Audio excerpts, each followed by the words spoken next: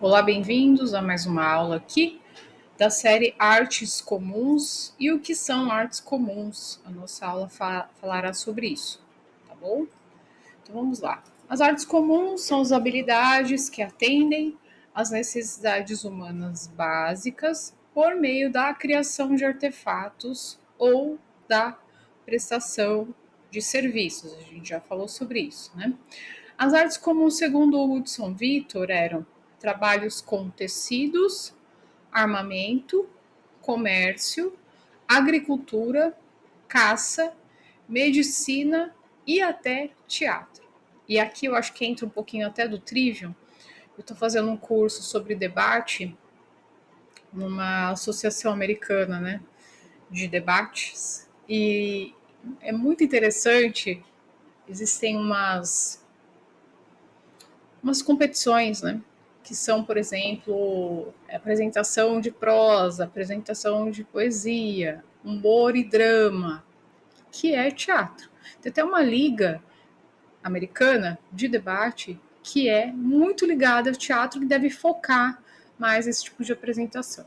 Então veja como que tudo, como sempre, está interligado. Outra coisa também que eu preciso pontuar aqui, porque eu tenho um currículo que é um currículo muito coeso, né? Justamente para que atenda educadores clássicos nas artes do trivium, né? Gramática, lógica e retórica. A gente está chegando lá, né? Então, eu tenho os livros que a gente vai trabalhar a gramática, tem o curso de narração, que é o curso de narração vai preparando esse aluno para retórica, é nesse ponto que eu quero chegar. A lógica a gente vai chegar lá. Mas, então, na narração, a narração,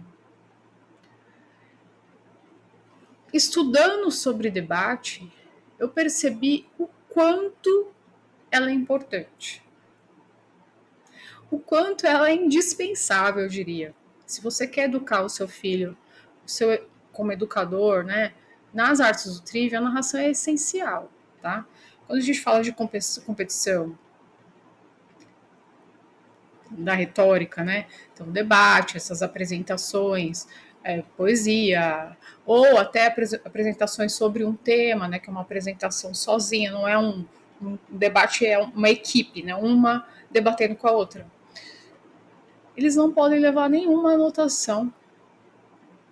Existem as regras, né? E algumas regras, alguns não podem nem. Eles têm que estudar antes sobre atualidades, jornal, revista, podcast, vários assuntos da atualidade. Eles têm que se preparar ali durante um tempinho e para fazer uma apresentação sobre um assunto que eles não sabem qual é colocado na hora. Eles não podem levar uma anotação. Se a narração não ajuda nisso, eu não sei o que ajuda. Porque não tem como ele memorizar. Ele tem que organizar, compor o raciocínio dele para fazer a apresentação.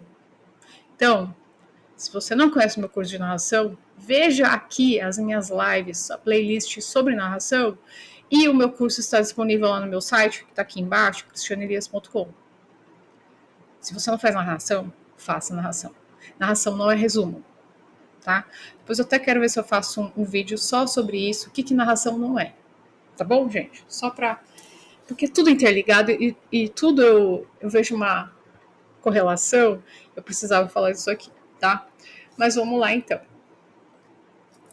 Isso até instigou a questão do teatro, porque eu vou fazer isso com as meninas. Às vezes tem lá um pedaço de Jane Eyre, por exemplo, Jane Eyre falando que ela não é um pássaro, né? Não tem essa passagem? Fazer aquilo com entonação, elocução, impostação de voz, com drama. Isso é teatro, tá? Às vezes a gente acha que teatro tem que fazer uma peça de teatro. Não. Então abriu minha mente, abriu. Depois eu vou falar mais disso aqui, tá? Mas vamos lá. Na época medieval, as artes comuns eram chamadas de artes servis ou vulgares, pois tinham o único objetivo de ganhar a vida e fazer dinheiro. Então, na época medieval, aqueles que iam estudar, né, tinham os monastérios para clérigos que iam estudar, ou filhos de família rica, né, eles não estudavam as artes vulgares ou servis, né? Então, por exemplo, um confeiteiro, um cozinheiro, ele era treinado diferente, tá? Quem estudava o trívio, o quadrívio, não via arte comum, tá bom? Muitos acham que a escola deve formar o aluno apenas academicamente, mas as coisas não são bem assim. Então, eu dei aqui o meu exemplo, que eu fui para a escola técnica. Gente, eu fiz escola técnica, foi a melhor escola que eu estudei. Fica aqui já meu agradecimento aos meus professores. Eu tive professores fantásticos lá. Estudei na ET de São Caetano, George Street. Então, a gente tem que dar honra a quem merece honra, né? Professora Roberta, professor Eduardo, professor Salomão, professor Irineu, que me fez, foi por causa dele que eu decidi fazer engenharia, claro, Deus direcionou tudo, mas eu tinha uma admiração gigantesca por ele. E foi uma escola excelente para mim e me trouxe para a realidade. Por quê? Porque a gente aprendia os circuitos e tinha que montar os circuitos, testar os circuitos, tinha prova. Então, aquilo trouxe muito daquele conhecimento do quadrivium para a vida real para mim. Muito jovem ainda, né? Eu tinha 16 anos quando eu comecei a estudar lá. Então, foi muito bom, tá? A escola, para mim, eu acho que foi o melhor período da minha vida. Foram 3 anos no ensino médio que foram, assim, para o meu desenvolvimento intelectual, para o meu desenvolvimento pessoal também. Aprendi coisas lá que eu não vi na engenharia. Houve uma época nos Estados Unidos onde houve uma separação entre os alunos, entre blue collars e white collars. Então, os blue collars seriam os alunos aqui do Senai, né? E os white collars, que eram os que iam para a universidade, né? Então, seriam aqueles que trabalhariam no chão de fábrica e aqueles que iriam à faculdade. Aí fica aqui a minha posição, o que eu aprendi. Vamos dizer que lá na escola técnica eu seria uma blue collar, mas lá eu aprendi muito mais coisas do que na faculdade de engenharia. Aprendi como me comportar, aprendi como que tinha essa organização da minha bancada de trabalho, como que eu tinha que deixar essa bancada. E muitas vezes na faculdade, a gente entrava, o professor não tinha esse tipo de orientação, né? A gente ia lá ver circuito também, montar circuito, mas a sala no final, o laboratório, quando a gente saía, era uma bagunça, porque os alunos largavam a banqueta fora de lugar, isso não faz parte também da educação, da formação da pessoa? Claro que faz, porque quando a gente vai para o ambiente de trabalho, mesmo que você trabalhe para você, se você for uma pessoa desorganizada, como vai ser seu trabalho? Tá? Então eu entendo, por isso que eu estou fazendo essa série aqui com vocês, porque é uma coisa só. É uma coisa só, é a formação da pessoa. Não adianta a pessoa saber tudo, vou dar um exemplo aqui de eletrônica, mas ela não saber lidar com o outro. São as soft skills que a gente precisa ensinar aos nossos filhos, né? A gente vê os adolescentes onde eles não têm capacidade nem de falar, você não entende o que eles falam. Por quê? Porque ninguém ensinou, você tem que abrir a boca, né? Elocução, é retórica isso. Você tem que se fazer entendível. A gente precisa entender o que você está falando.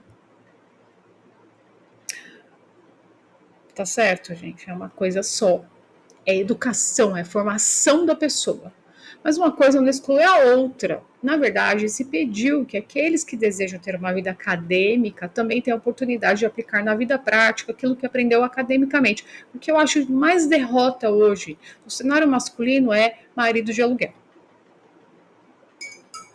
Na minha opinião, é a maior derrota de um homem é essa, ter que chamar o marido de aluguel. Não saber trocar um chuveiro, não saber trocar uma tomada. Não, isso para mim é a derrota. Ah, mas é advogado. Ah, mas tem que saber. Da mesma forma que eu acho uma derrota uma mulher não saber fazer crochê. Eu acho. Eu não sei fazer. É uma derrota. Mas eu tô partindo aí para costura para sanar uma parte dessa coisa do vestuário. Alimentação, né, questão da culinária e tantas outras coisas. Tá? A nossa vida tem a oportunidade de ela ser muito mais rica no nosso cotidiano. A gente precisa viajar, conhecer o mundo. Se você tem a oportunidade de fazer isso, que bom, né? Isso aqui, muitas vezes, às vezes a gente vai para um museu. Vou dar um exemplo aqui. Você vai para um museu. mas você não sabe nada de história. Você vai saber aproveitar? Você vai saber desfrutar daquilo? Vai para a França. Eu estava vendo essa semana e uma moça que ela é americana e mora na Inglaterra. E ela estava mostrando a França. Então, o mercado da França. Meu Deus, eu falei pro meu marido, olha, se for para lá, eu não quero nem restaurante, eu quero um mercado. Eu quero aproveitar tudo, aqueles queijos, os vinhos. Eu não sou de beber, tá, gente? Eu não gosto de bebida. Mas, assim, os pães. A nossa vida tem que ser assim, enriquecida. Aí eu só sei falar de gramática. Mas que vida chata, né? Só sabe falar. Quando eu trabalhava com engenharia, eu era assim. Uma pessoa chata. Eu só sabia falar de Seis Sigma nos meus projetos. Só. Fica pobre a vida, né? Muito pobre, muito chata. Eu mesma passei por isso, quando eu tive que fazer um cálculo para que a fachada de uma casa clássica respeitasse a proporção dourada. Eu falei disso aqui em aulas anteriores, né? Então, é a aplicação prática do quadrígio. Uma coisa que eu quero fazer, né, quando eu terminar o meu currículo, é estudar astronomia. Não sei nada, tenho interesse. Tem um livro da série lá para leigos, né, do For Dummies, que tem um livro de astronomia. Fiquei doida para comprar, porque o livro deles é prático, sabe, gente? Muito prático. Peraí, gente. Tomando um chazinho aqui, tá?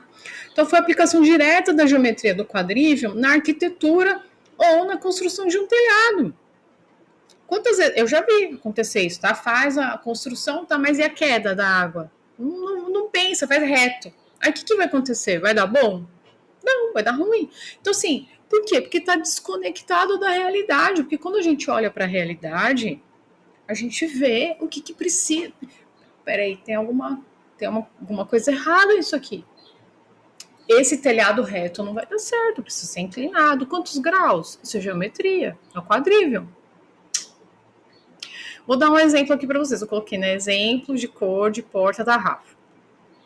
A Rafa faz pintura, né? Tá fazendo pintura a óleo agora. Ela tem um curso, o professor, eu comprei para ela, né? Tem 4 cursos, ela tá numa tela agora. E ela já achou o professor que ensina até a vender as obras, né? Então ela sabe, ela tem muito conhecimento de tinta, de cor, né? Coisa que eu sou ignorante. E a gente foi fazer uma viagem no passado e era um Airbnb e inglês, né? Foi nos Estados Unidos, aí tinha lá a cor de uma porta. Então era numa praia, então tava lá, olha, é um bangalô com uma porta assim. E a gente ficou rodando, porque a gente não tava achando. Eduardo lendo. Aí uma hora ele falou: ah, é da cor tal. Não vou me recordar agora, tá, gente? Parece um Tiffany, assim, né? Um azul Tiffany. Ele falou: pai, é aquela ali, é essa cor. E era. Quer dizer, se ela não tivesse esse conhecimento de cor, a gente ficar rodando. Então, veja, isso é formar uma pessoa. Quando eu falei aqui do livro do Hermès, que a gente nem terminou de ler, é porque para trazer esse enriquecimento. O próximo que eu quero comprar é da Burberry. Eu gosto muito da Burberry, eu acho as coisas de lá muito lindas, né? Em inglês, eu amo Inglaterra. Então vamos enriquecer, vamos expandir. Agora, se a gente fica só nesse mundinho, currículo, não é isso, gente. De novo, veja as minhas lives sobre curso de fundamentos. Meu curso de fundamentos eu falo disso. Vai muito além de currículo. Quem é você? Qual a sua formação como pessoa? Não é o seu diploma. Quanto que você está disposta a estudar? Quais são os seus ritmos? Como é a sua casa? Porque você está formando uma pessoa, tá bom? Bom, eu acho que é isso. Por hoje é só. Deus te abençoe e até a próxima aula. Dá um like, não esquece de dar um like, gente. Dá um likezinho, se inscreva nesse canal e compartilha aí nos seus grupos. Eu falo de coisas importantes aqui, né? Sai um pouco fora aí da casinha, tá bom? Fique com Deus, até a próxima.